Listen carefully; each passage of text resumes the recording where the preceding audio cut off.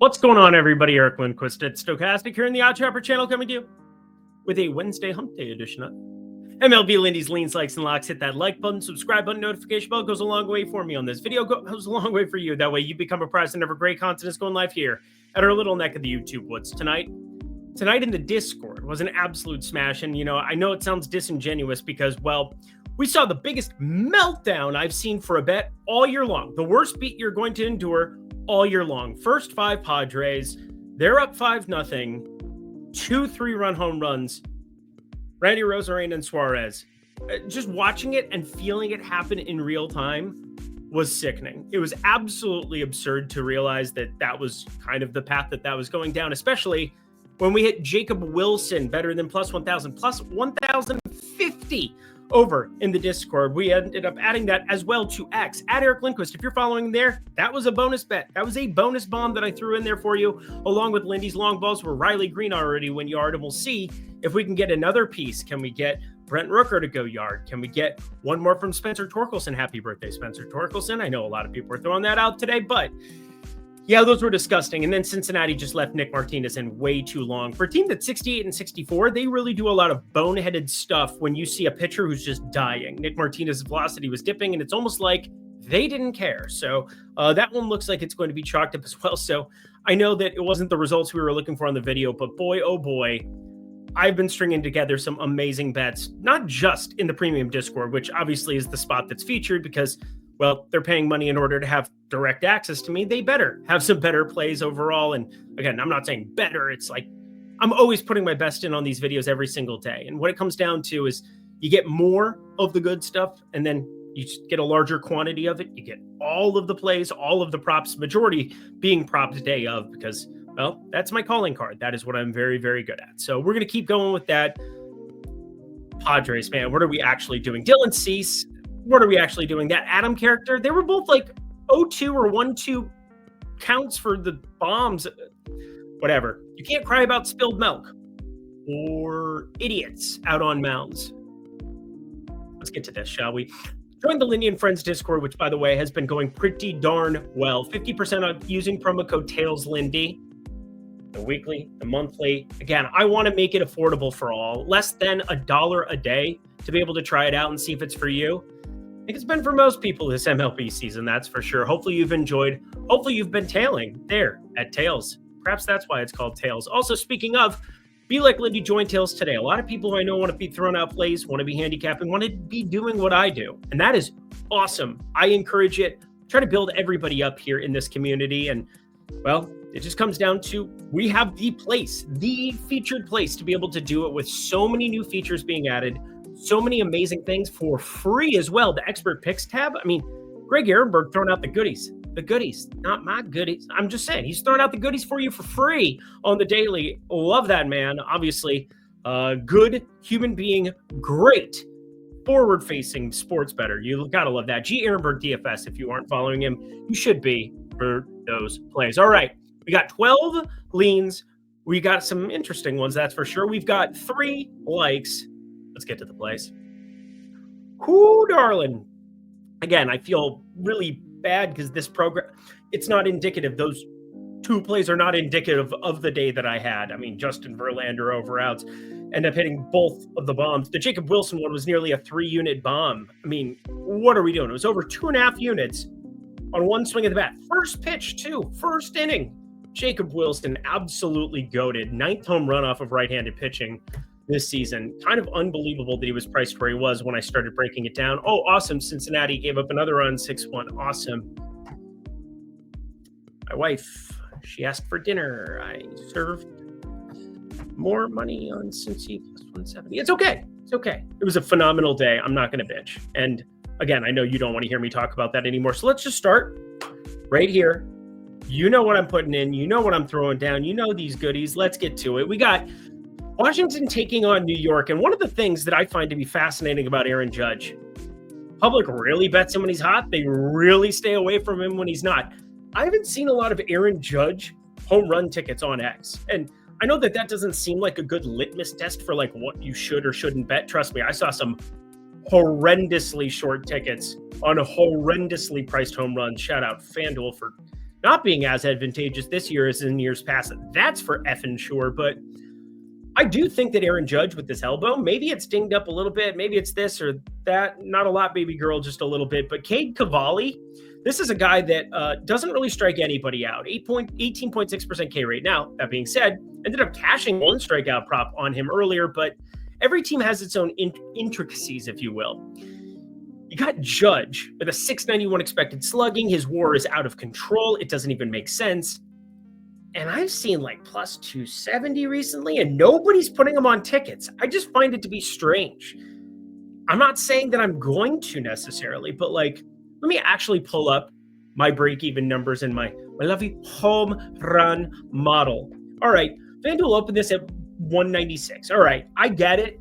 I have his break-even around 225, so just saying, there's going to be more books that release numbers. Cavalli's not good, but like, it's weird for Mackenzie Gore, who's been awful lately, to have like worse numbers against him than a righty, but Aaron Judge just destroys righties. He destroys lefties. He destroys the humankind that all go on top of mounds and throw baseballs and hurl them at the earth. Anyway, Atlanta, stolen bases. Can we again? Fun fact, 3 stolen bases that we've hit. So many homers ended up going nutsies in this Detroit Athletics game that I kind of forgot that we cashed Ronald Acuna today as well. Now, we got this guy, Shay, who just joined the Discord. Absolutely loved his look 2 days ago it was. I kind of expanded upon it. He ended up on Profar. He brought Profar and somebody else to the table. I didn't end up on the other guy. I think it was Albies, but he was batting 7th. And I think he ended up off of it as well. But anyway, that's neither here nor there. We ended up on Michael Harris and Profar. They both stole a base, even in the game that we were on Miami. I almost bet Miami today, but I ended up on the Ronald Acuna stolen base where the number didn't get nuked. You can't just look at what just happened. And yet the betting public is moving numbers in some of these markets, especially these one-way markets, where most people are betting the stolen base plus 330, 350, or plus 500 side of things. The book is inherently taking the minus 500 action, but like the break evens, like should be higher, getting like 650. Yeah, it's really good to be a sports book. It's really good to operate one of those puppies. So just saying, Atlanta stolen bases, it's another spot to be paying attention to. Ryan Gusto, no me gusta. You know that by now, but there's going to be something that we can mine out of this one. I'm just not sure what it is. Hey, Austin Hayes goes yard. Can we get a crazy rally? 6-3? Oh, yeah, we're still distant away. Anyway, I'm done talking about that. I'm focused on tomorrow, which, again, Tuesday was awesome. Oh, you don't want to hear that anymore. San Diego, fuck you. The Rays, Cleveland, I lost more money, so there's that. Brandon Lau, I made money on the day. Brandon Lau, 2+ bases. Promise I'm done. We've got an awesome opportunity with Brandon Lau against Slade Ciccone. Slade Ciccone must pay for his sins at some point in time. 49.8% hard hit, 290 expected batting average, 12.7% barrel percentage. Here's the problem. As good as Progressive Field is for lefty power, it's been like mid-60s every day. It's been pretty cool across the entire country outside of that Sacramento game and the heat wave going on in Northern and Southern California. It is definitely not hitting weather up in the Northeast at the moment. So hopefully that can change on a dime, but we didn't bet any homers anywhere else in those spots. I did have the Dalton Varsho, but ends up getting voided there on BetMGM, such as life, and Novak, all the good stuff, whatever. San Diego money line here. F them forever. I'll never forget that beat as long as I live. Like,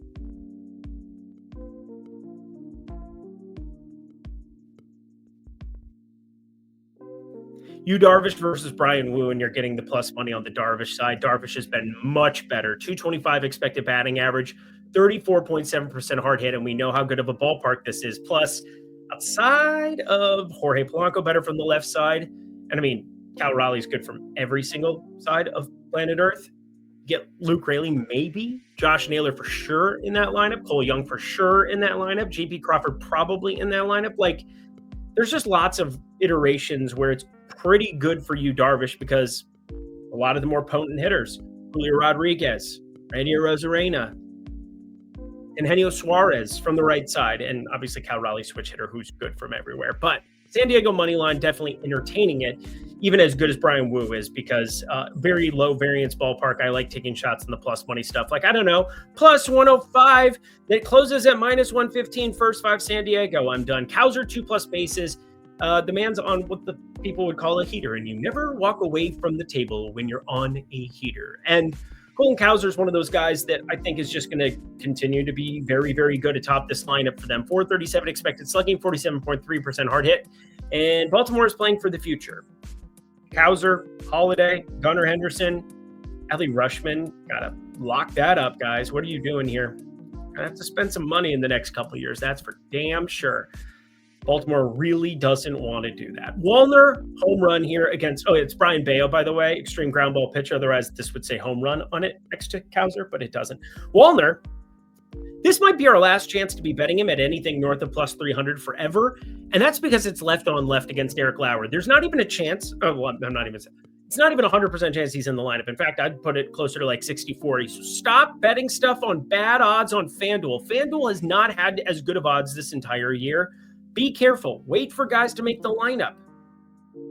It's very difficult to imagine betting FanDuel without a pretty stern feeling that they're going to be in that lineup. So left on left, though, Wallner, pay close attention to the numbers at open. Arizona money line, we're paying attention to that for sure because you get son of a priest, a man on one side, and then you got Ryan Nelson, who I think has been a little surprising of late. My stuff likes him more than I've ever liked Ryan Nelson, I can tell you that much. Part of it, limiting the walks, 6.6% walk rate. He's always been good at that, but like he was at 8.7, 7.4 early on in his big league career and down to a 3.91 expected ERA. The slider usage has been higher and again, much higher. In fact, so much so that he is a second highest offering that he's throwing. But we all know, if you know Ryan Nelson and you know ball, all he does is throw fastball, 62, 63%. And if he's locating it well, you're probably going to get value with Arizona. He's not, you're probably going to get punished by the Milwaukee side of things, which is why this is not on the card at the moment, because God likes Milwaukee more than you, it would appear. They keep winning baseball games. I don't think they are. Alec Burleson home run. Didn't end up on it here. Do I want to end up on it in this spot? Mitch Keller wasn't enough for me to pull the trigger.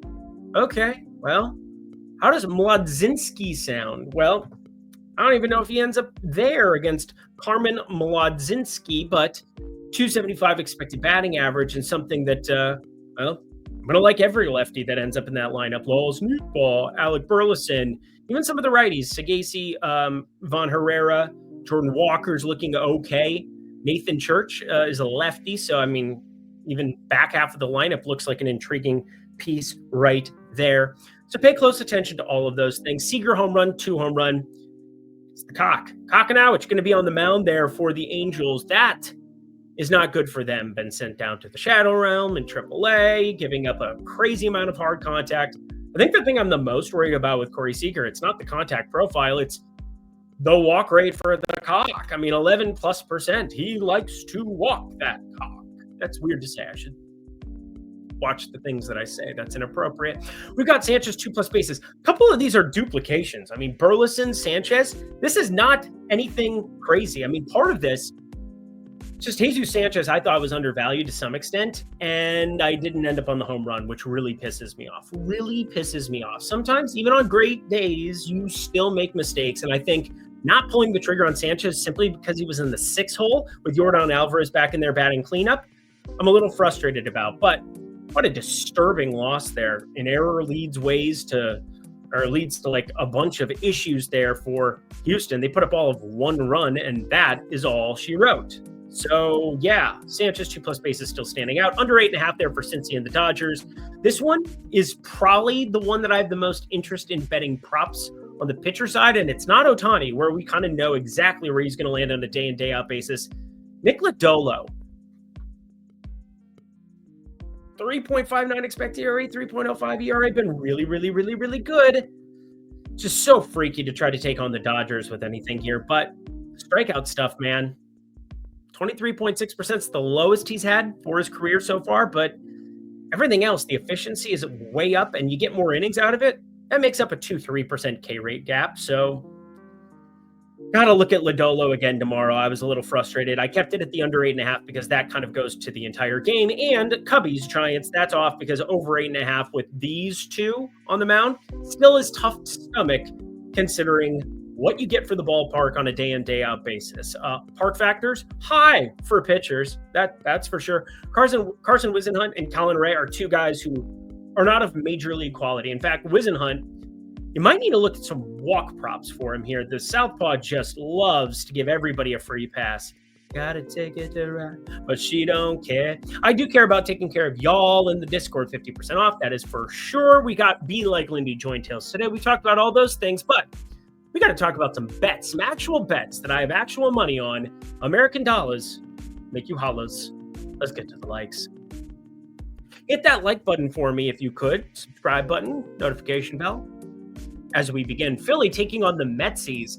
Oh, look at this idiot who made the graphics. That was me. I'm that idiot. We got Philly, a little bit of a gap there. There's a little bit of a gap here for Phillies, too, with Zach Wheeler out of this rotation going forward. And that, my friends, is Taijuan Walker. Taijuan Walker is your black swan or ugly duckling, or what am I thinking of? He sucks. 324 xWOBA, 17.1% K rate. Does limit barrels, but man, oh man, is he just getting lucky. 3.44 ERA next to a 4.13 expected ERA. Now that's markedly better than we saw in nearly the same sample size last season, 7.09 expected ERA. But part of that is because he's throwing this cutter way more. It went from like 9.5% usage to 30.8% usage this season. But it's not really a good pitch with a 404 expected slugging and 453 slugging going up against it. So I think this is a little bit of an outlier, and Taijuan Walker has been pitching way over his head. As for a little bit of an unknown, but also could not be more impressed with this guy through his first couple of starts. That is Nolan McLean. This guy, fastball velo sitting in the mid-90s. That's not what's impressive, but he goes sweeper, sinker, curveball as his primary offerings. Now, sweeper and sinker, those kind of break off in different capacities. You can, with a flatter arm angle, which he's got, it's going to be very difficult for batters to pick up. And that is not good news because the lefties have to get a lot of the work done. And the ground balls have been exceptional. You should know by now, if you've seen me long enough or listened to me long enough, that if a pitcher can have swing and miss, which Nolan McLean was very much known for, 32.6%, and you can induce ground balls, 69.2%. I don't expect that to continue or he'd just be frickin' Framber Valdez, but I think he is very, very good. This is a polished young starting pitcher right out the gate here for the New York Metsies, and he must be treated as such with Nolan, not Nolan Walker. That'd be weird. Taijuan Walker on the other side. My brain just fried there. Mets, -1, -110. You're probably going to get a little bit better at an exchange if you just kind of sit, wait, wish here too, but I didn't want to miss the boat. I do think you might see some buyback because people are going to see the Phillies number and say +135. But I would be inquired to say that the Mets should be favored even more because of McLean versus Walker. Not going to isolate a first five too soon. We got the Royals taking on the White Sox, and let's go to props, shall we? This is a lovely prop to begin your card with. That's for sure. Good for pick'em, good for everything. I bet it. We're going to have them pick'em cards. Life is going to be lovely tomorrow. Who am I talking about? Well, let's cover the starting pitchers first. And if you're in the premium Discord, you probably know exactly who this is, not just because the bet's posted and the ticket's there, but because, for me, I bet this guy a lot. Ryan Bergert going up against Aaron Savale. Bergert is a guy that has good breaking run value, fastball run value, looks good, but the expected numbers have been way worse than the results. 2.79 ERA, 4.21 expected ERA. So it's really hard for me to back Kansas City at some of these prices at -120, -125, just because I don't know what to make of Bergert. And it's like, well, the Royals are way better than the White Sox. Are we sure about that? You sure about that? Aaron Savale, though, is a fly ball pitcher, 19.2% K rate, 436 expected slugging. And bats third and has been on an absolute tear with over a 400 ISO in the month of August. That is Pasquatch. Vinny Pasquantino over 1.5 hits plus runs plus RBIs, -115. Again, this is a projection play, not your market-based bottom-up betting, but your top-down betting market-based. Bottom-up is my projection-based, and that is what this is here. I've got this closer to -150, and it makes a very nice piece of value to add to your card. You get Bobby Witt in front of you. You get Raquel Garcia potentially in front of you again there, although Mike Yastrzemski, I think he'll be back out there against a righty here in this spot, so that'll change a little bit. But Pasquatch in Chicago, wind was blowing out here the last two. We'll see that continues here. Windfinder does back that up. Should be good hitting conditions, even in the cooler weather of Chicago. Let's round this out. Hit that like button, subscribe button, notification bell as we go to the Lindy long ball du jour. Now it is 5-5 there in Detroit and Sacramento Athletics, if you will, and Carpenter just lined out. I just watched that here. Can we get a Spencer Torkelson bomb here while we're live on air? That would make me so happy and make me money. It's 3-1 here. Kelly's pitching, not the Merrill Kelly, the other Kelly. I think his name is Michael.